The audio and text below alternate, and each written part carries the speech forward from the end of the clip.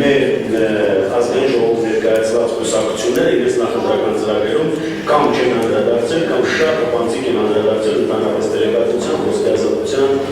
ոլորտներին եւ ըստ էության չէ դժվար է կապել, թե որքանով են այս ասվածում նրանք կատարում իրենց խոստումները, որովհետեւ այսպիսի ընդհանուր ձևակերպումներ են, որ դրանցից նման եզրակացություններ հնարավոր չէ անել։ Օրինակ, Բարգավաճ Հայաստան կուսակցության ծրագրում միայն կարդում ենք կարևորելով ժողովրդավարության զարգացման գործընթացում զանգվածային լրատվամիջոցների որպես բազմակարծության արտահայտման եւ հասարակական կարծիքի ձևավորման կարևորական գործիքի դերը բարելավել նրանց ազատ եւ անաչափ գործունեության պայմանները։ Այսինքն ինչ եզրակացություն հանրապետական կուսակցության ծրագրում ընդհանրապես զանգվածային լրատվության միջոցների գործունեության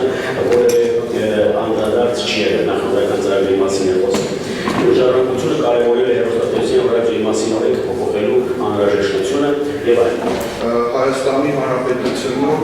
ուսուցման եւ դաստիարակության լեզուն գրական հայերեն է եւ այս դրույթը տարածվում էր հանրակրթական հաստատությունների վրա եւ որպեսզի հնարավոր դառնար օտարալեզու դպրոցների բացումը, կառավարությունը հանդես եկավ նախաձեռնությամբ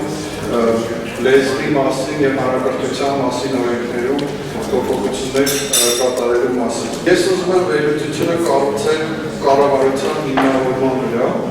եւ կառավարության հիմնավորումը այն էր, որ լեզվի մասին եւ հանրակրթության մասին օրենքները հնարավորություն չեն տալիս, որպեսզի Հայաստանում իրականացվի օտարալեզու կրթություն եւ սա հանգարում է ոչնդոտում է որակյալ կրթության մատուցմանը։ Ես ուզում եմ այս տեզը նորից շեշտել, որ փաստորեն օտար լեզուներով ուսուցման հնարավորության բացակայությունը ոչնդոտում է որակյալ ուսուցման։ Ես ասեմ, որ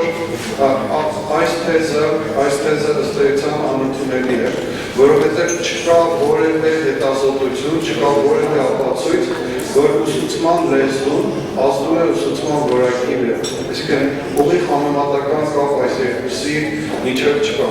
Պիտի իսկապես ձեր կողմից ընտրված այս նախագծերի հետ կապված մի քանի իրողություններ հիշել, որոնցից ոմանք տկատեցի նաև զեկույցում եւ շնորհակալ եմ, որ դրանց կարևորել եք, բայց Անդրանիկ Թևանյանի այն դիտարկմանը, որ իսկապես տեղական հարկերի եւ դուրքերի հետ կապված ժառանգությունը իսկապես չի ունեցել նախընտրական ծրագրում, պիտի համաձայնեմ եւ շնորհակալ եմ, որ նման մի քանի այլ դիտարկումներ ևս կան, որոնք թույլ են տալիս մեզ հետագայում բաց թողնված խնդիրներին նույնպես անդրադառնալ, վերջին հաշվով մեկ տարուց հետո կրկին նախընտրական շրջանը եւ հետագայում քանի որ նկատելի է, որ հասարակության եւ քաղաքացիական հասարակության ուշադրությունը մեր գործունեության նկատմամբ եւ մոնիտորինգը մեր գործունեության նկատմամբ մեծանում է, բնականաբար ավելի ստանդարտելու համար նաեւ կներառենք այդ հատվածները։ Ես նախ իսկապես ողջունում եմ այս արված աշխատանքը, գործը, հուսով եմ, որ սա կդառնա եւ վերջում նաեւ հասարակության կողմից գնահատման ենթակա կարևոր գործիքներից մեկը եւ քաղաքական ուժերի ընտրության խորհրդանիշ մի կողմից սա, մյուս կողմից նաեւ իրականություն քաղաքական ուժում ու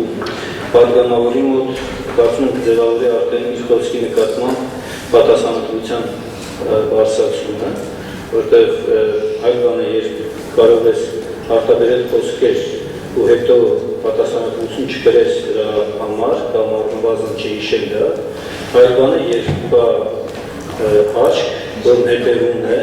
եւ հիշեցնողների թիմ բանակ, որը կարող է եւ պետք է ժամանակի ընթացքում հիշեցնի, որ եթե դու ասիք այս ես արել, ապա ինչ քայլեր ես հիմա իրականացնում։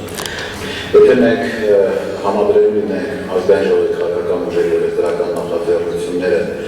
իրենց նախընտրական ծրագրերի հետ,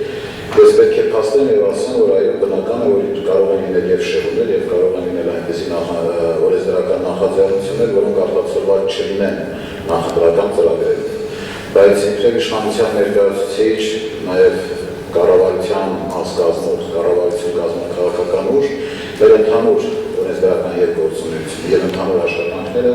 այո միտված են թե ազգային ժողովի նախընտրական ծրագրերի իրականացմանը եւ թե նախագահական